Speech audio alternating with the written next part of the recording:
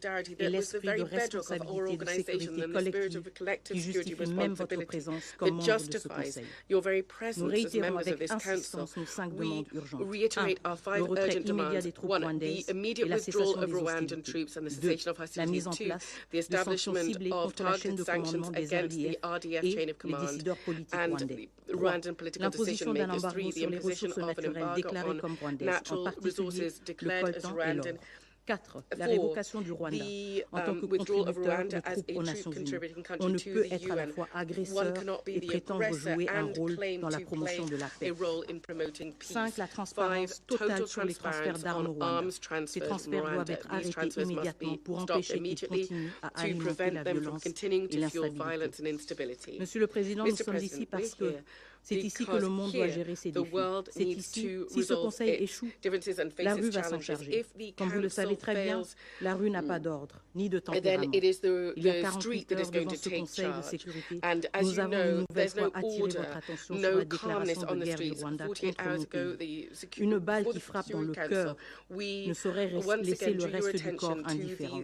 La République démocratique du Congo est en guerre et face à cette agression, l'inaction collective semble malheureusement embraser cette situation jusque dans sa capitale. Je réitère ainsi encore une fois que le gouvernement de la République démocratique du Congo condamne avec fermeté toute attaque contre les missions diplomatiques accréditées en République démocratique du Congo.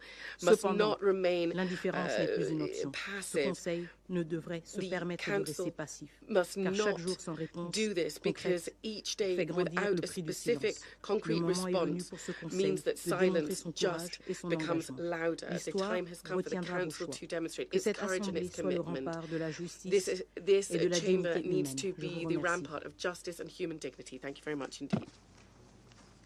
I thank Her Excellency Ms. Kaikwamba Wagner for her statement. I now give the floor to the representative of Rwanda. Mr. President, thank you for giving me the floor.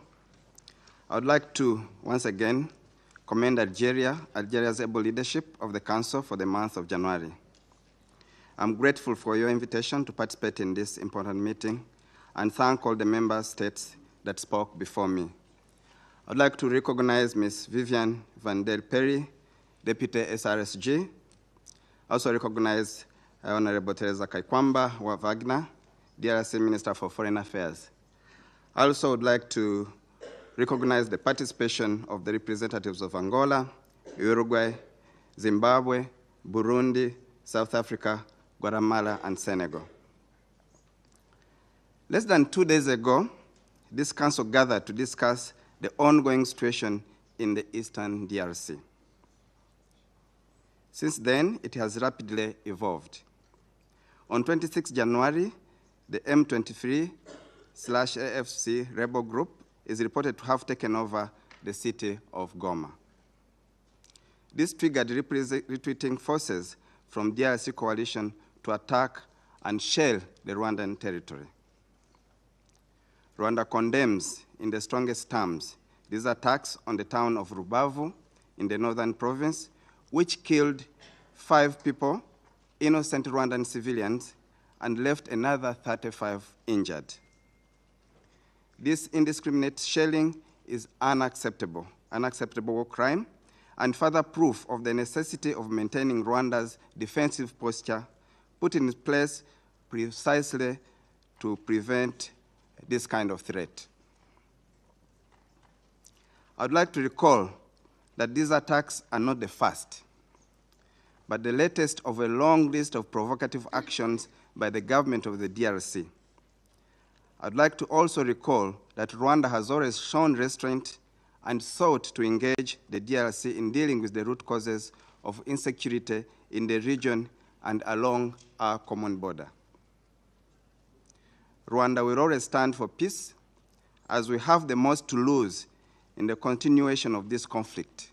I have always emphasized that Rwanda knows the dividend of peace. We suffered insecurity. Our nation was almost a failed state. So we have worked hard to build peace and to work for peace in the region. So we are strongly committed to peace, peaceful coexistence, and a peaceful region. The coalition of anti-Rwanda forces on our border poses an existential threat to our country, which is not the case for the government of Kinshasa, which feels insulated from whatever happens 2,000 kilometers away. The border of Rwanda is 2,000 kilometers away from Kinshasa. A shell from across in DRC that falls on Rwandan territory falls on a very densely populated villages, and lives are lost. Even one bullet takes a life. Those in Kinshasa will not stay awake when such insecurity happens. So we are very serious when we talk of an existential security threat to Rwanda.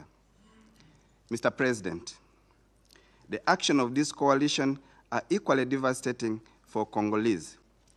Rwanda is providing humanitarian relief to incoming refugees together with the help of international partners on the ground.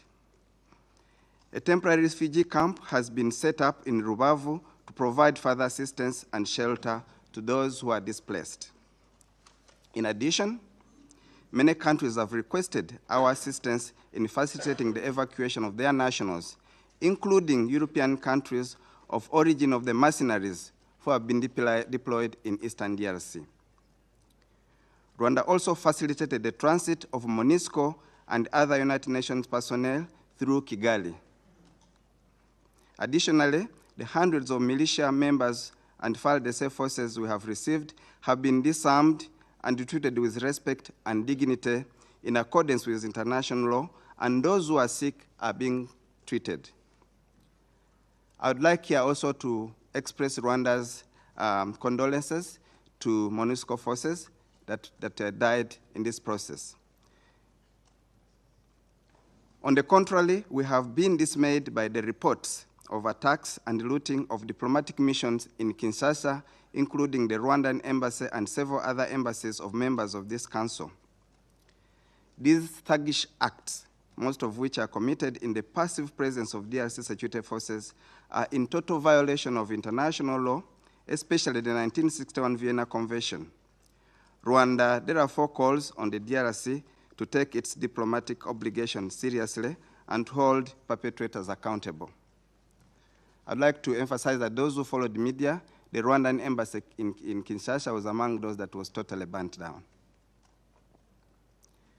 Mr. President, the deteriorating security situation in the Eastern DRC has only one immediate cause: the obsession by the president of the DRC for a military solution and thirst for regime change in Rwanda. We have said over and over to this council.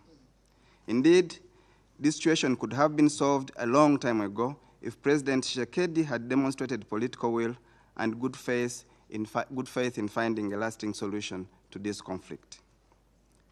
I would like to recall that President Tshisekedi took the unilateral decision to expel the M23 from the political dialogue under the Nairobi process, as well as East African Community Regional Force, which was deployed by EAC. Yet the EAC Regional Force had led to a ceasefire that held for 6 months, which led the M23 to relinquish 80% of the territory it was holding. This was from March 2023 to September 2023. To fill in this vacuum, the DRC instead decided to replace it with a SADC-led force with a more offensive mandate. These two unilateral decisions by President Tshisekedi have caused the Nairobi process to stall, despite numerous attempts to revive it. Mr. President, Council members, as if frustrating the Nairobi process was not enough, the DRC President repeatedly made inflammatory statements against Rwanda. For instance, in December 2022, in a statement addressed to Rwandan youth, he promised to help them, and I quote his exact words, "Get rid of this diabolic regime in Kigali." Those are the President's words. Moreover, in December 2023, during the last campaign, he doubled down saying that he would bomb Kigali without even setting boots on the ground. These are the exact words of the President of DRC against Rwanda, promising to cause regime change. This echoes a similar statement made on 17th November 2024 in Katanga, when he told military and provisional leadership that if he is given the opportunity to revise the constitution, he would use this new term to overthrow the government in Kigali. Those are clear and constant threats that Rwanda will never take lightly. To implement these threats, President Tshisekedi has mobilized a large coalition which includes the FDLR, genocidal militia, European mercenaries, Wazalendo militias, Burundian armed forces, and some DRC. Council members, consequently, Rwanda calls on all foreign forces deployed in the DRC to withdraw from this coalition only aimed at harming Rwanda. I wish to stress that the international community, including some members sitting in this council, have their fair share of the blame in what is happening today in the DRC, at least to condemn even threats of regime change from one member state to another. You also chose to turn a blind eye on these inflammatory statements and the build-up of the aforementioned military coalition, never once condemning the regime change agenda behind them. Mr. President, Council members, Rwanda remains committed to the Rwanda process, given important milestones that were achieved in the process that was led by President Lorenzo and Angola. And one of the milestones, the adoption of a concept of operations, the CONOPS, of the harmonized plan for the neutralization of the FDLR and lifting Rwanda's defensive forces, and a ceasefire that was agreed and was holding from August 2024. The remaining security issues between Rwanda and the DRC was the AFC M23 question. This question was therefore to be addressed. Unfortunately, in the ministerial meeting of 14th December, the DRC categorically refused any commitment of dialogue with the AFC M23. This then prevented a consensus on a draft peace agreement to be signed the following day by heads of state. Therefore, the only solution was to postpone the summit, as Rwanda is not interested in just a photo op. The heads of state were going to Angola for only one agenda item, to sign an agreement that should have been agreed. Mr. President, Rwanda deploys the intensification of hostilities between the Congolese coalition and the AFC/M23 since the breakdown of the summit. More worrying is the intense shelling by FDLR, FARDC, from densely populated areas, including IDP camps, towards other populated areas held by AFC and M23. In order to bring about peace in Eastern DRC, Rwanda calls on the following. 1, the full implementation of mainly the neutralization of FDLR, which will lead to the lifting of Rwanda's defensive measures. 2, beyond the CONOPS, Rwanda calls on the withdrawal of foreign troops, part of the Congolese coalition, and we call for European mercenaries to be repatriated and be held accountable. 3, Rwanda believes that MONUSCO can be useful in restoring peace in Eastern DRC by stopping its support to a national army with a regime change mandate, as well as its support to a UN-sanctioned genocidal force and European mercenaries. Rwanda also reiterates its position that it has no hostile intentions against MONUSCO, despite its total failure over the past 26 years. 4, Rwanda believes in the strict adherence to the ceasefire of August 4th, 2024 by all parties, which would allow for a favorable environment for direct dialogue between the DRC and the M23. In this regard, I want to inform you that His Excellency President Kagame spoke with his counterparts from South Africa, His Excellency President Ramaphosa, yesterday. This positive conversation, held in a cordial atmosphere, was productive as it supported the already agreed ceasefire and the resumption of political talks, including with the AFC and M23. I also wish to inform you that tomorrow there will be a virtual ESC summit convened by His Excellency President Ruto on this very question. Before I close, I would like to mention that the DRC government has just claimed that there are Rwandan forces that died in DRC. I want to say that this is categorically not correct. If it was correct, DRC would have provided evidence I don't think they have that evidence. If they have evidence of any Rwandan soldiers who have died on DRC soil, they should produce that evidence, which I'm sure, I know 100% sure, is not available because that's not true. In closing, Rwanda is committed to the pursuit of a political solution to the conflict. However, we believe that the Rwanda process must not be personalized or taken as an end in itself, but as a tool to resolve security concerns between Rwanda and the DRC. Both the Rwanda and Nairobi process urgently require new impetus in order to achieve sustainable peace and stability for all the countries in our region. We hope that the recent engagements will work towards that goal. I thank you, Council members. I thank the representative of the United Kingdom for the statement, and I now give the floor to the representative of the Russian Federation. Господин председатель, Mr. President, благодарим we'd like заместителя to thank the спецпредставителя Deputy Генерального Special секретаря Representative of the Secretary General, Vivian van der Per, for her briefing. Приветствуем We участие в заседании welcome министра to иностранных the дел meeting the Minister of Foreign Affairs of the Democratic Republic of Congo, Teresa Banga, and the representative of the other countries who've requested the floor under Rule 37. Distinguished colleagues, 2 days ago we met in this chamber and discussed the worrisome developments in the situation in the eastern DRC. Over the past 48 hours, the situation has significantly deteriorated, especially with the seizure of Goma, where there are more than 1 million civilians located.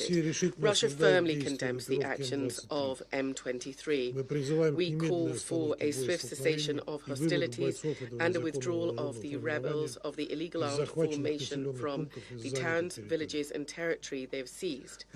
We also urge external forces to cease their support for M23 and to recall their military units. There's a need without delay to resume the negotiation process in Rwanda. We must not allow a spillover of the escalation which could threaten the lives of people on both sides of the border and is likely to turn into an interstate conflict on a regional scale. We are seriously concerned by the humanitarian repercussions of what's going on. In front of our very eyes, the already difficult situation in North Kivu is turning into an utter humanitarian disaster. Goma de facto is cut off from the outside world. This may have serious consequences for the inhabitants of the town and the IDPs who have fled there. Once again, we would like to express our condolences to the families of the civilian victims of the DRC, the UN peacekeepers, and the fallen SADC soldiers. We stand in solidarity with the governments of the DRC and those states who've lost their service personnel. We wish them speedy recovery. We'd like to underscore that Russia unequivocally condemns the attacks on peacekeepers. It's absolutely unacceptable. We firmly support the UN peacekeeping mission in the stabilization mission in the DRC, its leadership, and the Blue Helmets. We also condemn any attacks and acts of aggression regarding international diplomatic representation. Such actions have absolutely nothing whatsoever to do with peaceful demonstrations. We urge Kinshasa to ensure the protection of foreign missions and diplomatic staff, pursuant to the Vienna Convention and its international obligations. The violence in eastern DRC needs to stop. However, there's no military path to resolve this crisis. It is absolutely clear that this is only possible as a result of political agreements. We're convinced that the Luanda process remains the best forum where agreements can be reached. We carefully listened to the representative of Angola during the meeting of the Council on Sunday. Angola clearly stated that the only obstacle to preventing a signature of a reconciliation document between Kinshasa and Kigali was the issue of cessation of government interaction with the illegal armed formations, and primarily with the M23. Without settling the status of this group as part of the intra-Congolese dialogue, any attempts to improve the situation between the DRC and Rwanda will not bear lasting fruit. Here, there is an urgent need for the resumption of the Nairobi process and the pushing forward of similar regional initiatives. There's no alternative to this. Mr. Mr. President, attempts to settle the crisis will also not bear fruit if the countries of the Great Lakes region do not take decisive measures to combat the illegal exploitation and smuggling of natural resources, the lion's share of which, as we all know, come from the eastern DRC, which is beset by instability. There's a need for extra-regional players and large transnational corporations to review their relationship with the use of these resources, because in their interest there's this ongoing illegal supply of blood minerals. These states have all instruments available to them to stop the hot phase, so to speak, of the conflict and to exert pressure on the parties so they return to negotiations. They must be harnessed to protect people's lives and to stop the suffering of hundreds of thousands of civilians. Unfortunately, we've all seen that the statement of the Council has not stopped the M23, and those who support this group from seizing Goma and continuing their hostilities. Russia, from its side, will do everything possible, including through here in the Council, to... Thank you so much for watching. See you for the next one. Remember, Africa is watching. Thank you very much indeed.